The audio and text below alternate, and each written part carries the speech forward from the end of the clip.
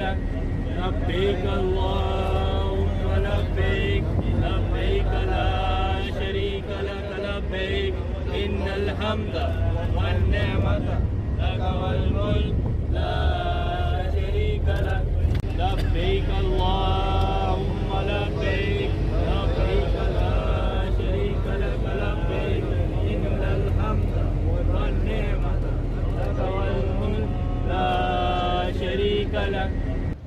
बिस्मिल्लाहिर्रहमानिर्रहीम। अस्सलामु अलैकुम।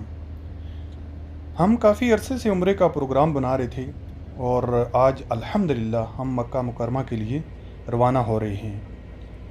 हमने अपने सफ़र का आगाज़ अलैन से किया था और अब हम अबू धाबी में हैं।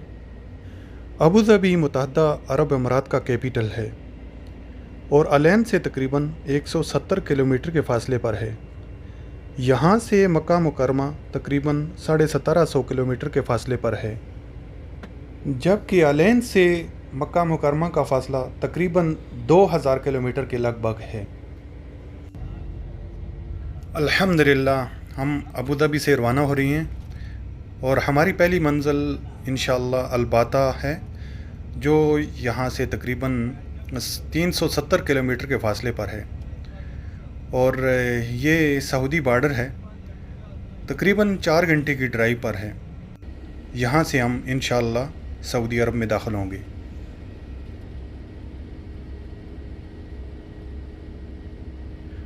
ये जो मस्जिद आप देख रही हैं, ये शेख ज़ायद मस्जिद है। ये मुत्तहिदा अरब अमीरात की सबसे बड़ी मस्जिद है और इस मस्जिद का शुमार आलम इस्लाम की चंद एक बड़ी मसाजिद में होता है।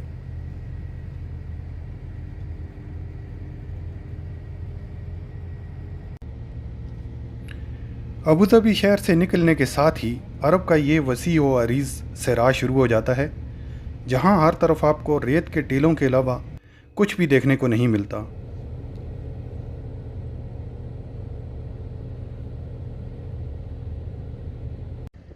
अल्हम्दुलिल्लाह 4 घंटे की ड्राइव के बाद हम बॉर्डर पर पहुँच चुके हैं और ये अरब अमीरात की साइड है। यहाँ हमारे पासपोर्ट पर एग्ज़िट लगेगी और इंशाअल्लाह उसके बाद हम सऊदी अरब में दाखिल होंगे।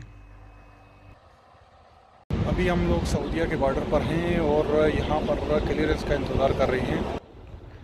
तकरीबन 6 घंटे के तवील इंतज़ार के बाद हम लोगों के पासपोर्ट पर एंट्री लगी और हम सऊदी अरब में दाखिल हुए। अल्हम्दुलिल्लाह तवील इंतज़ार के बाद हम लोग सऊदी अरब में दाखिल हो चुके हैं और भूख अपने अरूज पर है, इसलिए सबसे पहले खाना खाएंगे और उसके बाद इंशाअल्लाह अपना सफ़र जारी रखेंगे।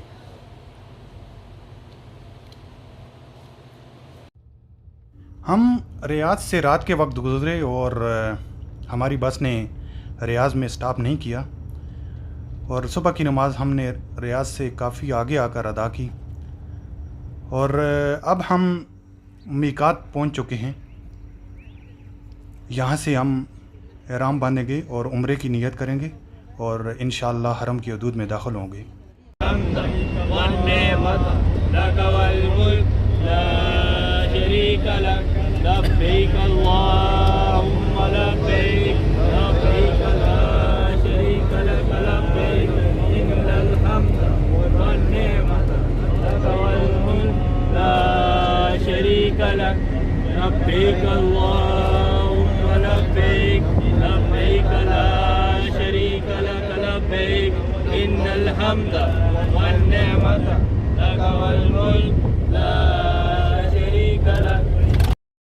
मीकात वो मकाम है जहाँ से बग़ैर एहराम के हज और उम्रे का सफ़र नहीं किया जा सकता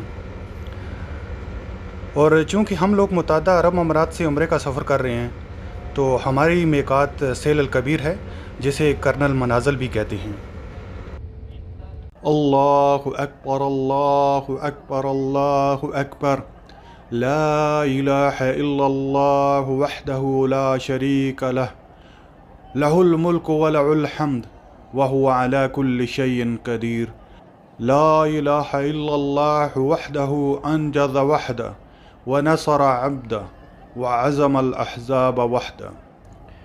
अल्हम्दुलिल्लाह सुम्मा अल्हम्दुलिल्लाह। ہم نے اللہ رب العالمین کے فضل و کرم سے عمرہ مکمل کر لیا ہے۔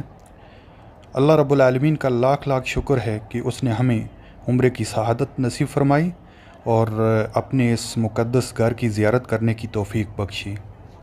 یہ وہ مقدس گھر ہے جس کی بنیاد آج سے تقریباً 4000 سال پہلے ہمارے جد امجد سیدنا ابراہیم علیہ السلام نے اپنے بیٹے سیدنا اسماعیل علیہ السلام کے ساتھ مل کر رکھی تھی، اور یہاں پر آنے کی تڑپ ہر مسلمان کے دل میں ہوتی ہے۔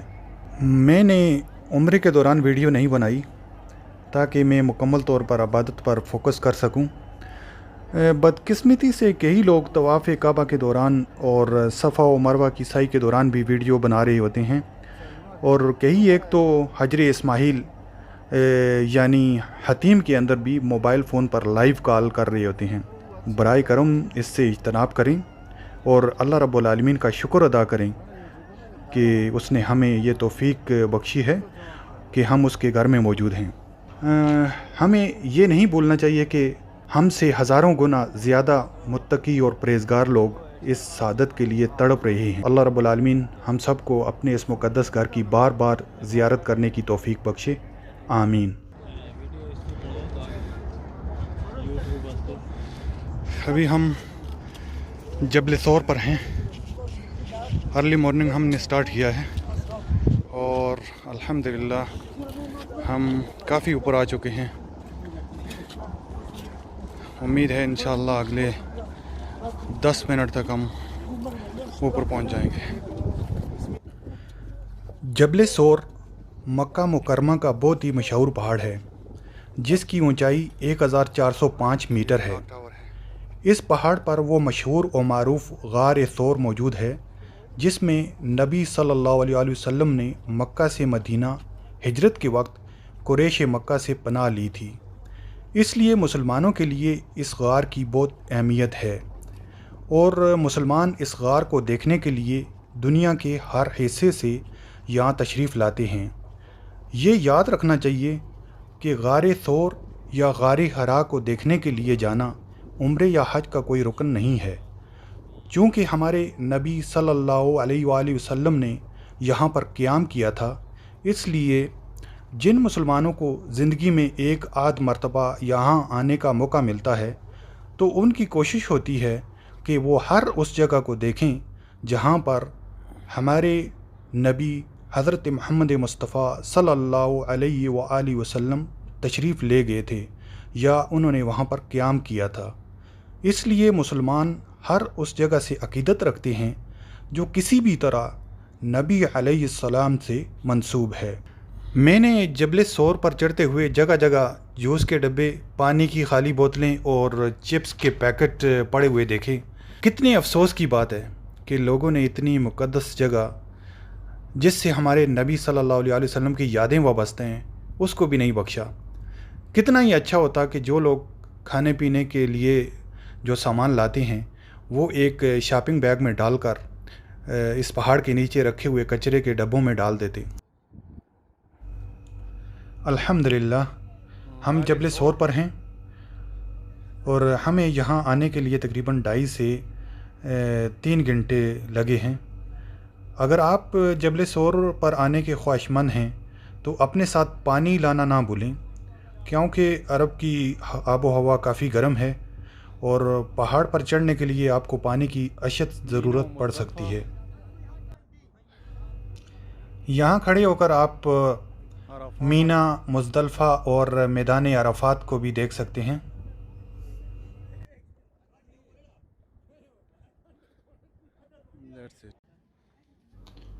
غار ثور کا ذکر قرآن کریم میں بھی اشارتاً موجود ہے۔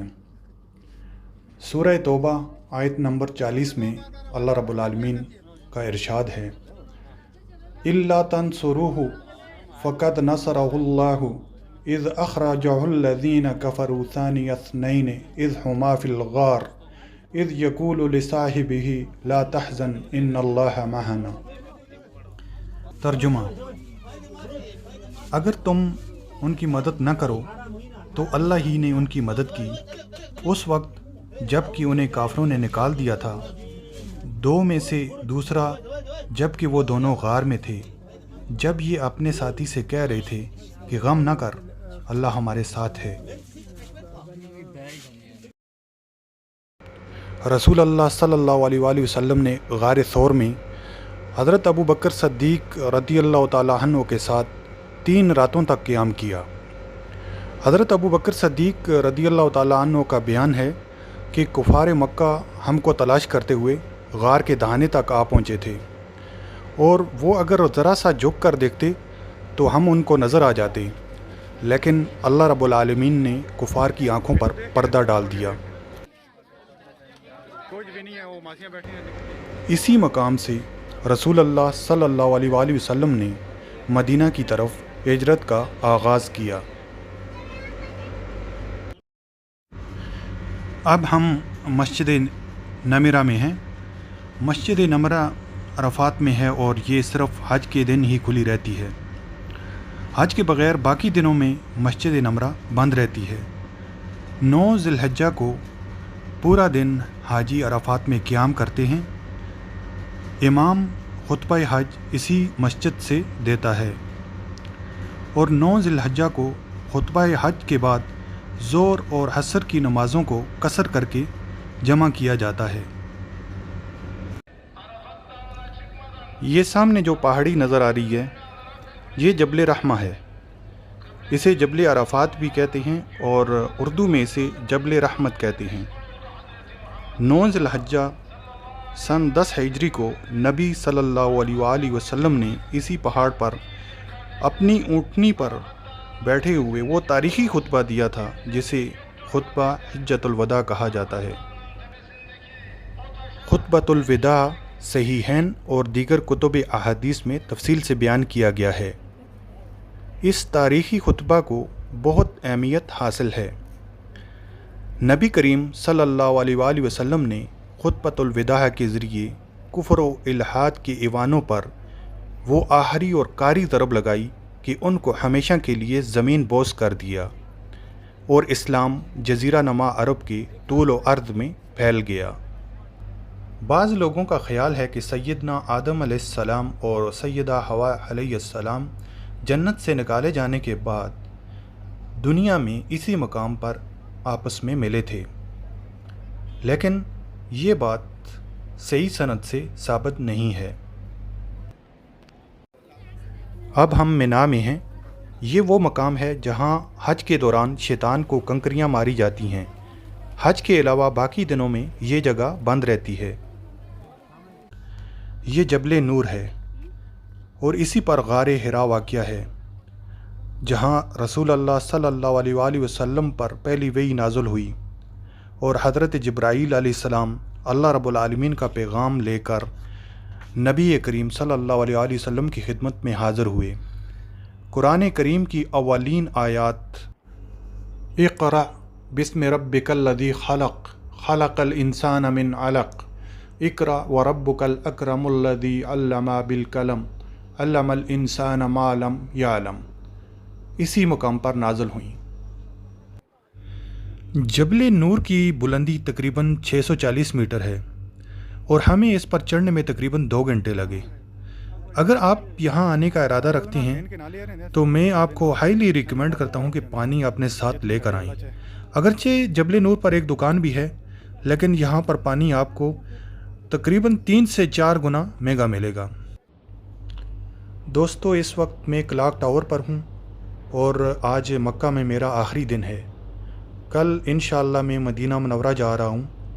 اللہ رب العالمین سے دعا ہے کہ جتنے بھی لوگ یہ ویڈیو دیکھ رہے ہیں، اللہ رب العالمین آپ سب کو اپنے اس بابرکت گھر کی زیارت نصیب فرمائے۔ انشاءاللہ پھر ملیں گے ایک نئی ویڈیو کے ساتھ۔ تب تک کے لیے اللہ حافظ۔ اللہ رب العالمین آپ کا حامی و ناصر ہو، آمین۔